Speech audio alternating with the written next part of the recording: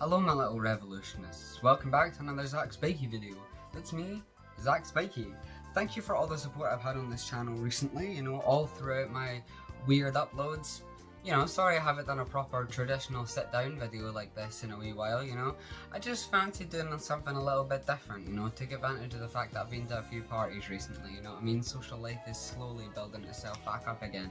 So, forgive me if I don't do this all in the right order, but it's been a wee while, isn't it? So, before we jump right into it, make sure to like, subscribe, follow me on Instagram, add me on Snapchat, follow me on Twitter as well, that'll all be in the description.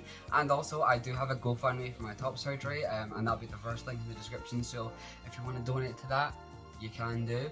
If you're not in a financial position to donate, then a share would also be greatly appreciated because I need money. So what we're going to do today is we're going to talk about music, because I love music, music is very close to my heart, but I do have a tendency to kind of talk about older music on my channel. Wearing a Cramps t-shirt right now, Smell the Female, released in the 70s, so I'm a bit stuck in the past with my music taste, so I thought I'd go through some really good alternative music that has been released recently. So recently I'm using as a bit of a loose term. The oldest one here is 2021, so it's like, come on, and the most recent one was like 2 days ago, and obviously by the time this video goes up and whatever, the dates will be different and stuff, but one is going to get released.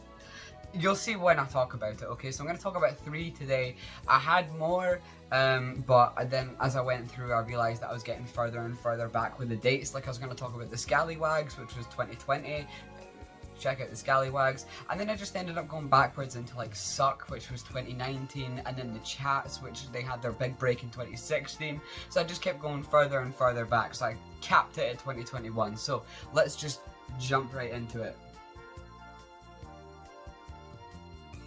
So first I want to talk about Fontaines D.C. So this is an EP called Skinty Fia. I'm so sorry. I'm so sorry to all the Irish people watching this. I've got no idea. Apparently it means the damnation of the deer, which doesn't really clear much up for me, honestly. I'm Scottish, so it's not too far away, but I'm struggling with this, alright? I don't know. But anyway, Fontaines D.C. are an Irish post-punk band from Dublin, and they kind of got their start in 2017. So they have quite a few big hits, to be honest with you.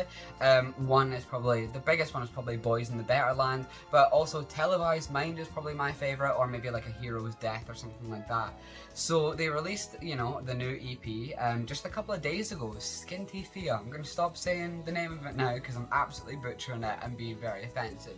So they released it a few days ago as of filming, and it's just simply brilliant. It is simply brilliant. I've not got a bad word to say about the EP. I'm buzzing for the album, honestly. Like, if the album is as good as the EP, man, it's gonna be great.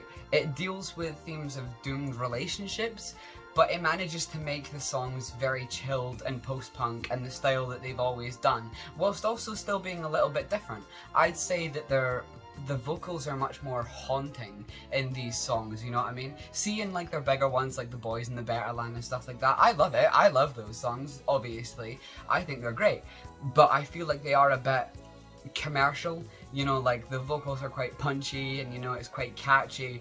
But for this they really kind of mellowed it out quite a bit, and I think it is actually haunting. I think it's quite close to shoegaze, to be honest with you. It's not shoegaze, all the shoegaze fans don't come for me.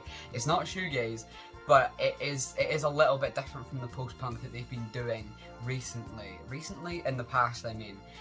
It's just great. I listened to the whole EP top to bottom. If you don't do that with albums, and if you don't do that with EPs, then I hate you. You need to listen to it top to bottom. It's been crafted like that for a reason. My god, not to get like... Anyway, but I think, the songs are just so, like, angelic that, they almost transport you into the world that the song is setting up. It's storytelling. I've always thought that songwriting was storytelling, and it really transports you into the story that Fontaines D.C. want to tell, and I think it's absolutely brilliant, and I am buzzing for the album in April. look, I need to talk about Placebo. I'm sorry, I'll try and keep it brief, right? So, Placebo have released an EP called Happy Birthday in the Sky. Now, the name of the EP actually changes depending on what single they've released. They haven't released the EP as a full thing. They've released singles, you know, that compile into the EP, if that makes sense. They've kind of trickled them out for a few weeks now, you know? So as of now, it's called Happy Birthday in the Sky, but, you know, it's been called all sorts. The album is going to be called Try Better Next Time. That's coming out in a few days, and I'm fucking buzzing for it. But anyway, no, let's get on to like who Placebo are, other than my reason to live. So they're an indie rock band that were formed in 1994 and 1995 by Brian Molko and Stefan Olsdal, and they've changed drummers a few times. Quite a lot actually, and that was in London, despite the fact that Stefan is from Gothenburg, Sweden, and Brian Molko is from Brussels, I'm pretty sure, in Belgium. That doesn't even matter.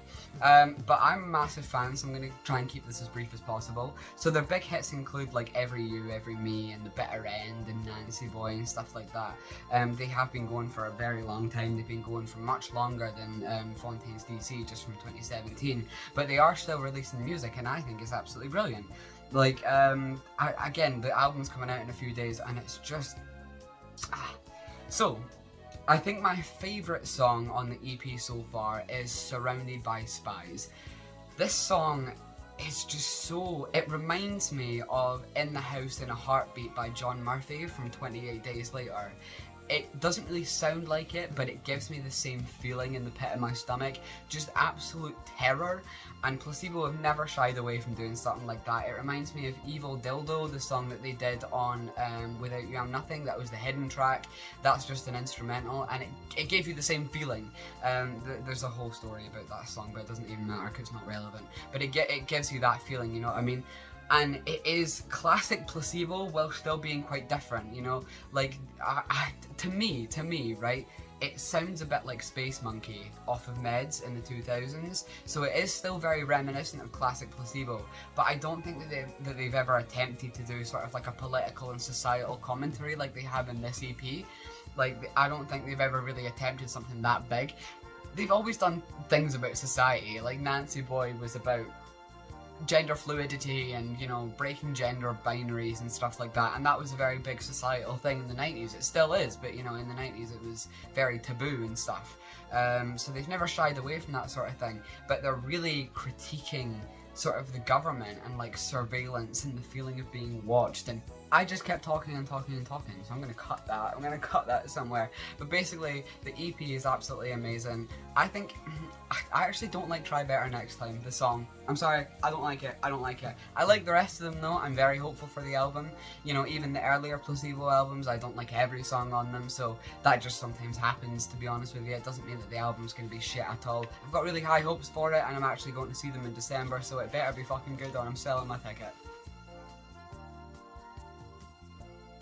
Now, the last one that I want to talk about is Self-Titled by Sting Kong, and this was in 2021, so this is the whatever one. This is just an excellent band with, they literally have like 60 monthly listeners on Spotify, so they are tiny.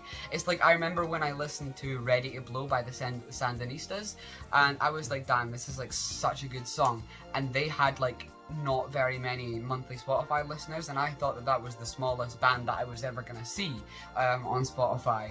And then Sting Kong came on my radar. They're very difficult to find information on. I think they're from Hawaii, but I don't know. I really don't know. Like, it is so difficult to find information on these people.